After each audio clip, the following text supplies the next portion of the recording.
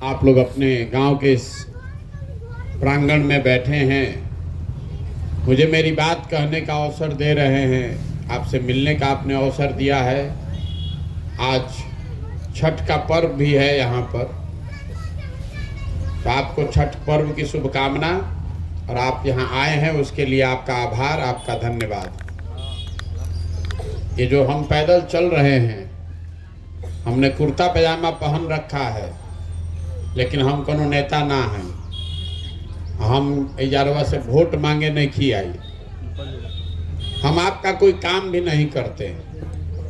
रास्ते में चलो तनिक आदमी कोई बतावत है कि हमारा घर नहीं खे, हमारा नाली गली नहीं खे, कोई परेशान बा गरीबी से, कोई परेशान बा लड़का के रोजगार नहीं खे, वो से हम कोई के मदद ना करी। हम अगर चाही भी और मदद कर भी दी, उससे तरह और जिंदगी ना सुधर सके। एक दिन हम कोई के मदद कर दे, दूसरा दिन से फिर रुआ वही दशा हुई। तो ऐसे जरूरी बा कि पहले रुआ समझी कि आपकी ये दुर्दशा है क्यों, इतना गरीबी बिहार में है क्यों। अपना से तो सब आदमी 10-12 घंटा काम करते बा, अपना से रुआ वोट भी ठीके देता नहीं, और आज से ना 40-50 बरिस से यह दशा में बानी जा। ऐसा नहीं खे कि रुआ गरीब आज भइल बानी, आज राउर परेशानी बढ़ल बा। ये तो जब रउआ लड़का होखब तब वो यह दशा में रहे, आ पूरा जिंदगी आदमी के निकल गई। जो लड़का रहे वो जवान हो गई, जवान आदमी बूढ़ हो गलन। एजा बिहार के दुर्दशा सुधरते नहीं थे। अपना से रउआ लालू जी के वोट देनी, नीतीश जी के देनी, कांग्रेस के देनी, मोदी के देनी, सब के वोट दे के देख लेनी जा। तो जे मान ली नेता बा जरा के रुआ वोट दे देता नहीं, कहता कि हम काम करता नहीं, आ जे विपक्ष में बा सत्ता में नहीं के कहता कि काम नहीं खन करत। हम रुआ के दूसर बात कहता नहीं। मान ली कि जे सत्ता में जोए रहल, जे नेता रहल, वो जौन आदमी भी रहल वो काम कैलस। मान ली कि जौन वो कर रहा है या करने का दावा कर रहा है वो काम सत्य है, मान लीजिए इस बात को। मान ली कि कांग्रेस 30-40 साल में विकास कैलस, लालू जी सामाजिक न्याय कर दिलन, नीतीश कुमार कहतान कि बहुत विकास कर दिलन, तो सब बात के मान लिया जाओ सत्य में, झगड़ा करके फायदा का बा। लेकिन अगर सब बात के सही मानियो लियाओ, तो वो जो हमनी के दुर्दशा बा तो आँख के सामने बा कि आज भी बिहार देश का सबसे गरीब, सबसे पिछड़ा, सबसे ज्यादा अशिक्षित और बेरोजगार राज्य है। एकरा में तो कोनो संदेह नहीं थे। तो कोई भी जो समझदार आदमी बा वो बताई कि भैया जौना रास्ता पर हमने के पिछला 40-50 बरिस से चलता नहीं जा, ए रास्ता पर चल के तक कल्याण होखे वाला नहीं के, होखे वाला रही तब ले हो जाई, कोई ना कोई सुधार दिल रही बिहार के। तो वही बात के समझी कि आखिर कोई सुधार काहे नहीं के पावत। ये सुधार इसलिए नहीं पा रहा है कि बिहार में गरीबी से निकलने का 3 रास्ता जो दुनिया में बताया गया है, वो तीनों रास्ता ही बंद है। पहला दुनिया भर में आदमी बतैलन कि एक रास्ता है शिक्षा, पढ़ाई। अगर राउर लड़का पढ़ लिख जाई, पढ़ लिख के नौकरी पा जाई, तो गरीबी से निकल सकेला, परिवार के उन्नति तरक्की हो सकेला। दूसरा रास्ता बताया गया खेती। अगर रउआ पढ़ल लिखल नहीं कि जमीन होखे तो खेती करके आगे बढ़ सकता नहीं। अब मान ली कि रउआ भी पढ़ाइयो नहीं खे, जमीनों नहीं खे, लेकिन अगर पैसा होखे, पूंजी होखे, तो दुकान दौरी व्यापार करके उद्योग लगा के आगे बढ़ सकता नहीं। तो रउआ ध्यान से देखो, तो बिहार में सब आदमी के पास ये 3 के तीनों चीज है नहीं के। जे गरीब बा ओकर लड़का के पढ़े के कोनो जोगाड़े नहीं के। सरकार हर साल 40,000 करोड़ रुपया खर्चा करता, राउर पैसा तो हम रउआ टैक्स में देता नहीं जा। ये 40,000 करोड़ रुपया साल का खर्च हो रहा है पढ़ाई के नाम पर। अब मिलत का बा खिचड़ी, पढ़ाई तो होत नहीं के कहीं। राउर लड़का स्कूल में गई, पिलुआ वाला खिचड़ी खा के चल आई। जब राउर लड़का पढ़बे ना करी तो मजदूर ना बनी, तो कलेक्टर, डॉक्टर, इंजीनियर तो बनी ना। आ जे समझता कि हमारा जो पैसा बा हम अपन लड़का के प्राइवेट में पढ़ा ले, उनको पढ़ाई एजा करला के बाद आगे ही जाए के बाद बिहार में कॉलेज नहीं खे, नौकरी नहीं खे, तो जे पढ़ लिख जाता पैसा वाला के लड़का वो बहरिए जाता, रहे के बिहार में नसीब तो उनका कबो नहीं खे। तो पढ़े के एजा व्यवस्था बाना। दूसर रवा के बताइनी है खेती, तो बिहार में 100 आदमी रहता रहो, अपना गाँव में जाके आज जांच लेवे बात के, 100 आदमी रहता में 60 आदमी के पास तो एको धूर जमीने नहीं खे। एजा समाजवाद के नाम पर, गरीब के नाम पर, सामाजिक न्याय के नाम पर राजनीति होता 50 वर्ष से, लेकिन 100 में 60 आदमी के पास एक धूर जमीन नहीं है। भूमि सुधार के दिशा में एजा 75 वर्ष में कोनो कामे ना भइल। आ जौन 40 आदमी के पास जमीन बा, वो 40 में 35 आदमी के पास 2 बीघा से कम जमीन बा। तो जे खेती करता वो कमाए खातिर खेती नहीं के करत, वो खाए खातिर खेती करता। वो उतने उपजावता कि बाल बच्चा के पेट भर जाओ। रवा गेहूं अभी भइल बा, यही में सरसों तीसी छिटा गई कि चलो भाई तेल ना खरीदे के पड़ी, लेकिन वो सरसों तीसी बेच के घरे रुपया नहीं खे आवे वाला, इतना नहीं खे उपज। तो 100 में 5 आदमी ऐसा बा जेकरा से जे खेती करके आमदनी करता, बाकी आदमी या तो खेत में काम करके अपन पेट भरता बाल बच्चा के, चाहे खेत में मजदूरी करता। तो शिक्षा बाना, खेती जमीन बाना। तो तीसर रुआ के बतैनी है कि अगर पैसा होखे, पूंजी होखे, पैसा रुआ बिजुन रही तो 5 गो भैंसे रख लेती। अगर पैसा होता तो 2 गो गाँव में दुकानें खोल लेती, फार्चून बेचती, किराना बेचती। तो बिहार में प्रति व्यक्ति हमनी के औसतन 35,000 रुपया आदमी कमाता साल भर में। देश में प्रति व्यक्ति आदमी कमाता 1,45,000 रुपया। तो 35,000 रुपया में रुआ खाइब का, बचाइब का, दुकान दौरी का करो। तो जब ये तीनों चीज है नहीं खे, तो रुआ कतनो हाथ पांव मार ली, कोई के चुन के ले आई, रुआ गरीबी से निकलब कैसे? रुआ यही से देखता नहीं कि गांव में जेकर बाबूजी मजदूर रहन, लइको मजदूर बा। कोई ऐसा 10-20 हजार में कोई के लॉटरी लागल, कोई पढ़ लिख के बढ़ गए लागे तो वो अलग बात बा, लेकिन ज्यादातर आदमी एक बार जो गरीब है वो गरीबी से बाहर नहीं निकल सकता है। क्योंकि जब तक बिहार में गरीब के बच्चे के पढ़ने के लिए अच्छी व्यवस्था नहीं होगी, बहुत आदमी हमरा के इहो कहता कि पढ़े से क्या फायदा बा, पढ़ लिख के भी तो आदमी के नौकरी नहीं खे लागत। लेकिन अगर राउर लड़का पढ़ लिख जाई, नौकरी ना भी करी, तब वो जीवन में कुछ आपन रास्ता निकाल सकेला। लेकिन जब पढ़ी लिखी ना तो मजदूरी करी, तो मजदूरियों करे में सबसे नीचे ही रही। तो पढ़े के कोनो व्यवस्था, पढ़ने का व्यवस्था होना चाहिए। तो अभी रवा से एगो सवाल पूछब, रवा सब एकदम शांत होके सुनता नहीं जा।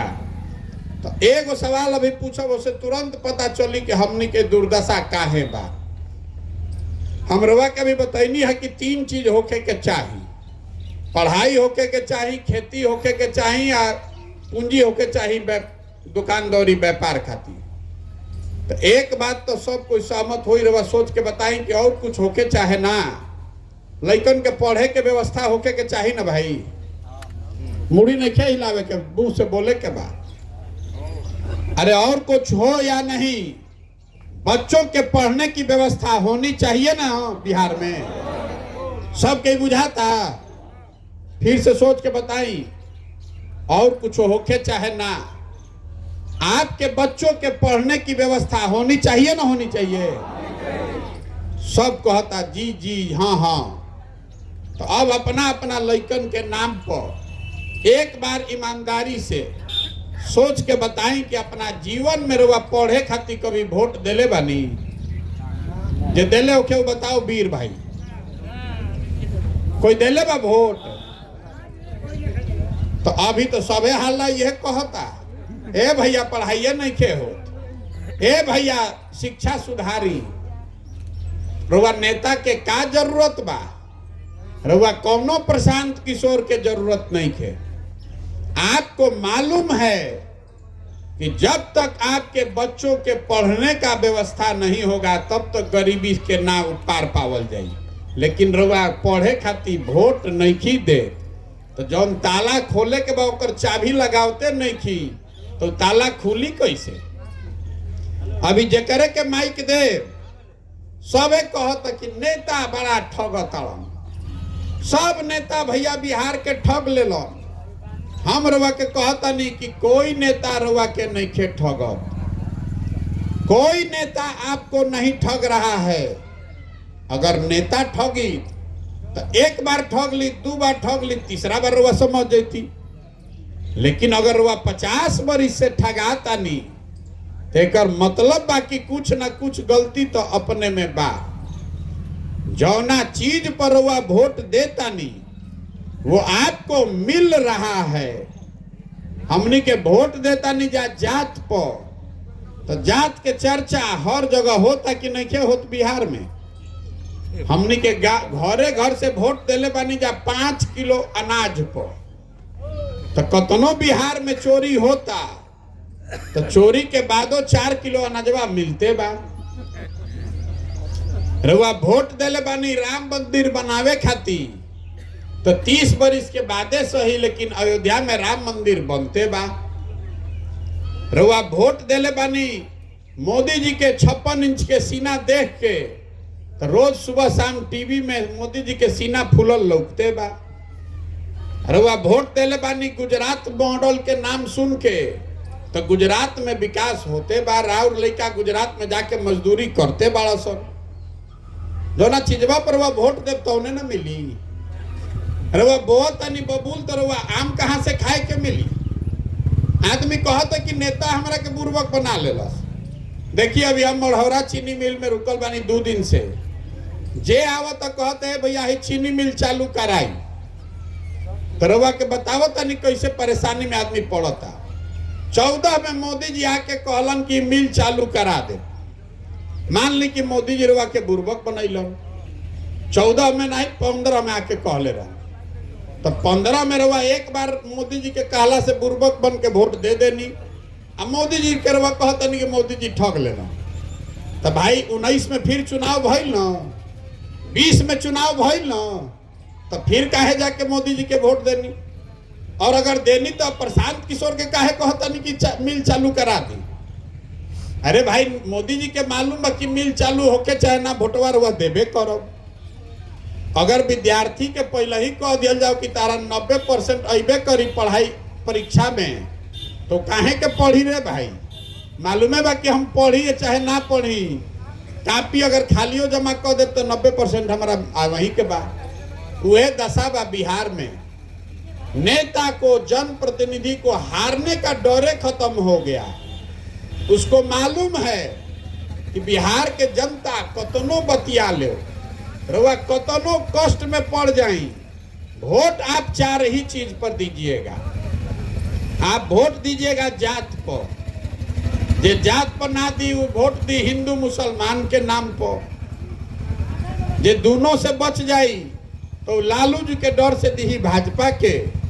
आ तीसरा के बाद बच जी है मुसलमान भाई लोग, तो ये लोग कहता कि भैया कुछो हो जाओ, जियल जाओ चाहे मरल जाओ, भाजपा के ना दिया।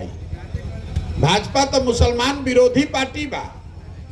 तो बिहार में भैया बचल के, बिहार में तो 2 गो दल बा, एगो मोदी जी के भाजपा, एगो लालू जी के ललटेन।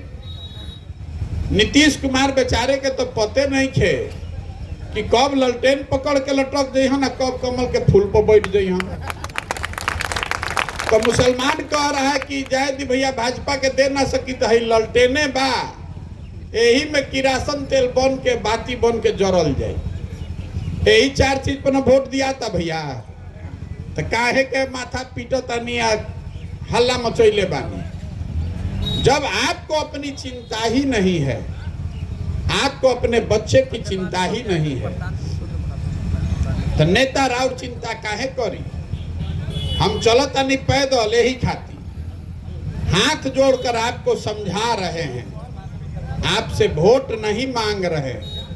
कि अरे भाई, अगर आप अपने अपने बच्चे की चिंता नहीं कीजिएगा तो कोई नेता, कोई दल आपके बच्चे की चिंता नहीं करेगा। लिख कर रखिए। अरे वह लड़का के अपन चिंता बा, राउर लड़का पढ़ लिख के घर में बेरोजगार बैठल बा, कहीं फैक्ट्री में जाके 10,000 12,000 खाती जवानी गलावता, हाड़ गलावता, मजदूरी करता, लेकिन रउआ अपन लड़का के चिंता नहीं खे। रउआ तो भारत पाकिस्तान पर कहियो वोट देता नहीं, कहियो मोदी जी के अमेरिका में स्वागत होता है से वोट देता नहीं, कहियो लालू जी के लड़का के मुख्यमंत्री बनावे के वजह से वोट देता नहीं। रउआ सब चीज पर वोट देवा, अपन लड़कन खातिर ना दे। यही से चलल बानी, हाथ जोड़ता नहीं। अरे भैया, रउआ 50 बरिस में सब दल, सब नेता के वोट दे के देख लेनी। एक बार मेरे कहने पर अपने बच्चों के लिए वोट दीजिए, अपने बच्चों के लिए खड़ा होइए।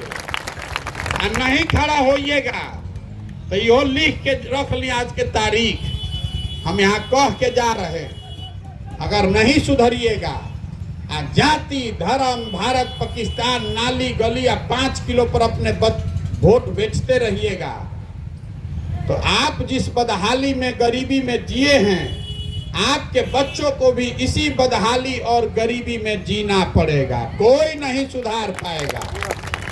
हमारा के आदमी कहता कि प्रशांत किशोर आइल बालन सुधार दी हो। अरे भाई, जे आवेला वो ये कहेला कि हमारा के वोट दे दो, हम सुधार दे। हम आपको कह रहे हैं कि एगो प्रशांत किशोर को छोड़िए, अगर 10 प्रशांत किशोर आ जाए हम तब वो बिहार ना सुधर सके। जब तक आप नहीं सुधरिएगा तब तक प्रशांत किशोर सुधार दिए। आपको चिंता ही नहीं है। राउर लड़का खिचड़ी खाता, पढ़त नहीं खे, रउआ ओकर चिंता नहीं खे, तो मेरे भाई कोई नहीं सुधार पाएगा। इस बात को समझिए। आदमी तुरंत कहता, ए भैया विकल्प ना रहे, हमने भी जो विकल्प ना रहे यही से मैं फसल रही जा, के करा के वोट दी जा। तो हम पूछता नहीं कि रउआ विकल्प काहे ना बनैले रही, के रउआ के रोकले बा विकल्प बनावे से। आदमी कहता कि हमनी के का समझ बा, हमने भी जो व्यवस्था नहीं खे, साधन नहीं खे, राजनीति के समझ नहीं खे। तो हम आपको बता रहे हैं कि जन सुराज वही व्यवस्था है, जन सुराज वो संसाधन है। जन सुराज में हम आपका हाथ पकड़ के आपको आगे बढ़ाएंगे। आप अपने बच्चे के लिए खड़ा तो होइए, आप खड़ा तो होइए, लेकिन आदमी के जा वो नहीं क्या करे के। ए भैया, रउआ आगे आगे चली, पीछे सामने के बानी जा। हमारा कितना पूर्वक बुझता नहीं रउआ। बिलाई के गर्दन में घंटी के बानी, बिहार के आदमी के बिलाई के गला में घंटा बनाई कि ना, अपन लड़का के गला में घंटा के पहले चिंता करी, बिलाई के छोड़ दी। बुझाता ना, बिलाई आप बाग के बात नहीं खे, अपन लड़कन के बात बा। सब ये कहता कि कोई आके करा के सुधार दिहित न तो बड़ा अच्छा हो जाए, तब हम दाल भात चोखा खा के खटिया पर सुतत नहीं। तो भैया, बिहार के सुधारे खातिर आदमी मंगल ग्रह से तो आई ना, हम चलल बानी, लेकिन हमारा चले से ना न होई, सबके चले के पड़ी। गांधी जी देश के आजाद कैसे करैल? गांधी जी रउआ से वोट मांगे आइल हम। गांधी जी ने समाज को बताया, जगाया। गांधी जी आगे आगे चलन, पीछे से पूरा समाज चलल, तब न देश के आजादी मिलल। तो अगर बिहार के गरीबी से, भ्रष्टाचार से, बेरोजगारी से रउआ आजादी दिलावे चाहता नहीं तो उठ के कंधा तो लगावे के पड़ी। कोनो उपाय नहीं खे कि हम आके ठीक कर दी, मोदी जी आके ठीक कर दी, हम लालू ठीक कर दिया, नीतीश ठीक कर दिया। कोई नहीं ठीक कर सकता है, आपको ही उठकर ठीक करना पड़ेगा। आदमी हमरा के यो कहता कि कोई तो अगुआ चाहिए ना भैया, बिना मेह के दौरी ना होला। तो हमू कहता नहीं कि एगो मेहों से दौरी ना होला। एगो मेह कतनो बड़ियार बैल रही तो दौरी हो जाई, और बैल लागी ना तो रवो में लगावे के पड़ी कंधा। यही से चलल बानी, गांव शहर से ढूंढ के हर उस आदमी को निकाल रहे हैं जो कह रहा है कि ना भैया बात ठीक बा, बिहार में नया व्यवस्था बनावे के बाद तो हमनी के कंधा लगावल जाई। जब पूरा पदयात्रा खत्म होई तो जितना आदमी तैयार होई सब के बैठावल जाई आ सब कोई मिल के तय करी कि दल बनावे के बाद तो बनी दल। लेकिन दल अगर बना तो दल प्रशांत किशोर का नहीं होना चाहिए। वो दल किसी व्यक्ति, किसी जाति, किसी परिवार का नहीं, वो बिहार के उन सारे लोगों का होना चाहिए जो इसको मिलकर बनाए और आगे मिलकर चलाए, तब तो न बनी जनता के राह। न तो बिहार में दल कैसे बनता, जे बनैलस दल उहे हो गई दल के नेता। आइयो कह दिलस कि हमारा बाद हो हमार बेटा।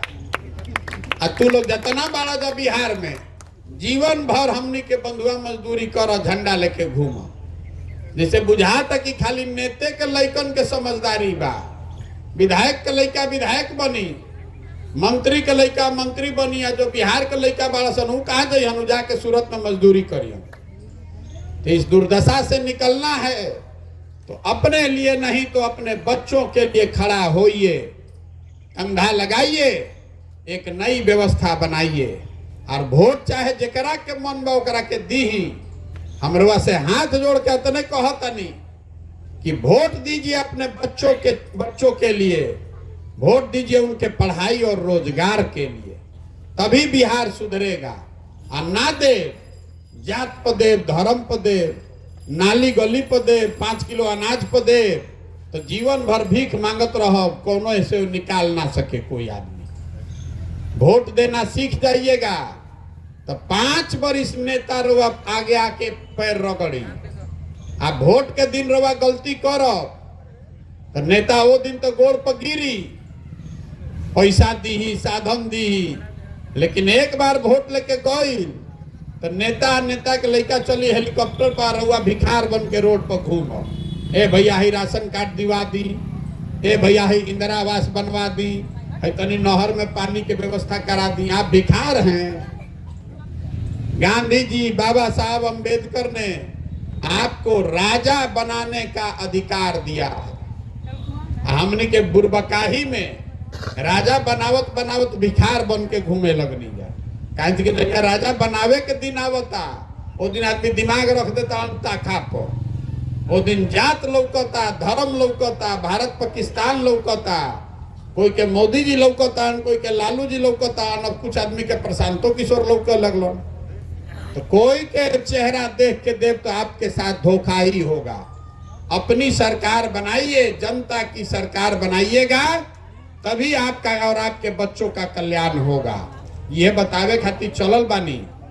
वोट हम मांगत नहीं की, चंदा हमको इसे ली ही ना, आपसे मांगने आए हैं आपका आशीर्वाद। ये कठिन काम है, बिहार के गांव गांव जाकर लोगों को समझाना ये आसान काम नहीं थे। 172 दिन से हम पैदल चलतानी, अभी 5-6 गो जिला भइल बा, 35 जिला जाइल बाकी बा। 1-1.5 बरिस चलो, घर परिवार सब छोड़ के 10-20 आदमी के संगे पैदल काहे चलतानी। बहुत आदमी हमारा के ज्ञान देता कि भैया गांधी मैदान में बड़का जन सैलाब वाला रैली करी। हम आपको बता रहे हैं कि गांधी मैदान में रैली करे से बिहार ना सुधरी। कितना रैली हो गई, आपके दिमाग पर जो काई जमी हुई है जाति का, धर्म का, इतना मोटा काई जमा दिया है यहाँ का नेता सब कि आपको अपने बच्चों का दर्द भी नहीं समझ में आ रहा है। तो काई फर्श पर जम जाता, ओकरा के आदमी कैसे छोड़ावेला?